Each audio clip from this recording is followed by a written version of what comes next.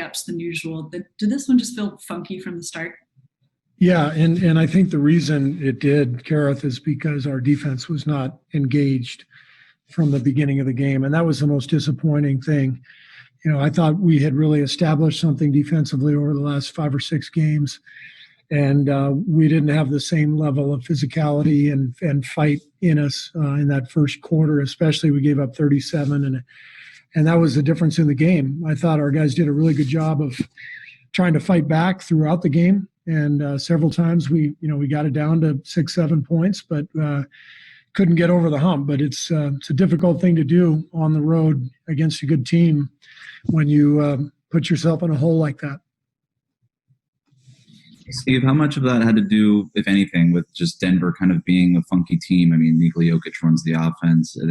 They're so different than most other teams. Well, they're a great offensive team. I think they came into tonight number 2 in the league in offensive efficiency, and Jokic is a tremendous player. And they are difficult to guard, but we can tell from the sidelines pretty quickly every game, are we engaged or not? And for whatever reason, we were not engaged tonight, and that was disappointing.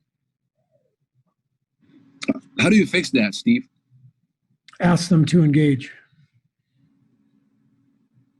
Well, this was a tough game defensively, and Draymond takes a lot of pride in being the anchor of the defense. Do you think he'll take this outcome hard? Was this a tough game for Draymond? I do. Yeah, I do. I think Draymond will take this one personally, because he prides himself on being the anchor of our defense and the engine, and he's been our heart and soul here for a long time. And you saw what happened when he was out the first few games, and upon his return, our defense got much better. So we're always going to need him to captain the defense, to give us that energy and that edge that we need to compete every night. So I imagine he'll bounce back strongly in LA when we play Monday night.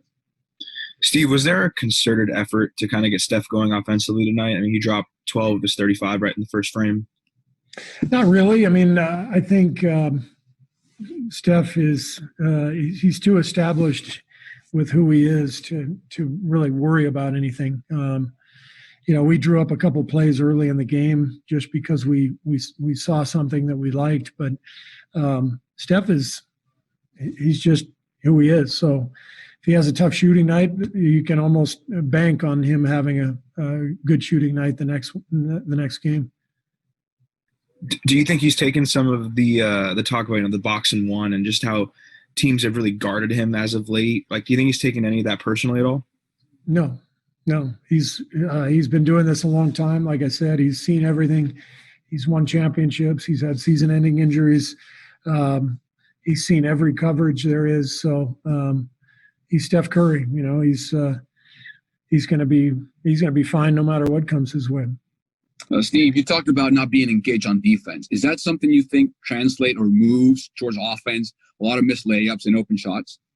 Yeah, I do. I think a lot of times the game sort of travels in the direction of your engagement, your effort at the defensive end. There's kind of a karma to the game, and if you're not fighting, you're not competing for whatever reason, shots tend to not go down. Maybe you don't get calls, whatever. You got to earn a victory in this league. It's hard to win in the NBA, and we didn't earn anything tonight. What do you think was the biggest problem for that unit that closed the first and third quarters? That's kind of where you guys seem to lose the game. Well, as I said, the first quarter it was defensive engagement, and then I think the other big factor was just the turnovers. We had way too many turnovers. We were trying to push the pace, but we have to push it with control of the ball and control of the game. And it just felt like we got a little wild out there. Is there, Wiseman's such a weapon, obviously, offensively, has a good night tonight, but it does seem at times maybe you guys might be trying to force feed him, tight window passes, stuff like that. It seems where some of the turnovers were. Yeah, I think so. I don't think our guys are comfortable yet throwing lobs to him. And so as a result, last game and tonight, We've tried to bounce passes to him in the lane. We've tried to thread the needle. And some of that is just the connection that has to be made. James has to figure out the spacing on those plays. Young guys tend to get too close to the rim. They want to get right next to the rim when somebody's driving, and sometimes it's actually better to space out a little bit, get to the dunker spot 6-8 feet, outside the hoop, and give the passer an angle. So all of those things are going to come as he gains more experience and our guys get more comfortable playing with him. But I love what James is doing. I mean, he's such a talented guy, and he's absorbing everything every day. He's working so hard. It's pretty dramatic, I think, his improvement from the first day he came into our facility to now, which is only like 5 weeks or so. You mentioned that tonight would be a learning opportunity for him going up against Nikola Jokic. What did anything stand out to you tonight? How do you think he did?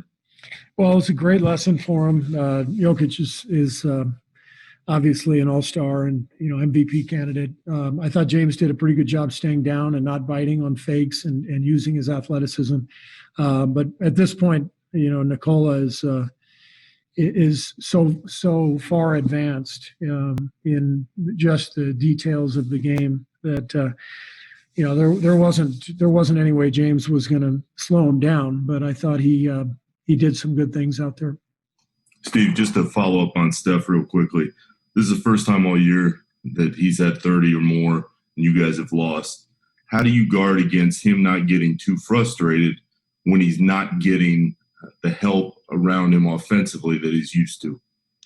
I just think, Nick, it's just a matter of our team connecting and figuring out, who we are and what we are. And it's going to take some time, because of the moving parts, new additions, also, trying to ease James along. And, so you look at Steph's line. I mean, obviously, great scoring night, 35 points, but 7 turnovers. Draymond had 5. Like we're not really in sync yet, and that's going to take time. And that's why the main takeaway for me from this game was that we lost our defensive physicality, because that's what's going to keep us in every game. And that's what we established over the homestand, and we lost that tonight. The offense is going to come together over time. It's going to take some work and some effort, but as the season unwinds, we're going to get much better at that end. But we have to be a defensive-minded team. We have to be engaged and competitive, and we weren't tonight.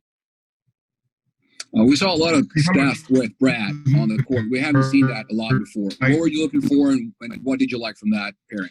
Well, we like the fact that Brad can handle the ball and also make plays off of Steph's penetration. When they play together, we kind of have 2 playmakers out there, and Brad's really good at getting into the paint, drive and kicking. I also like his physicality defensively. He's a really strong guy, and so even though it's not a big backcourt when they're together, we can survive defensively because of Brad's strength. So Brad's a really good player. We're lucky to have him. Steve, I think their guards out-rebounded your front court.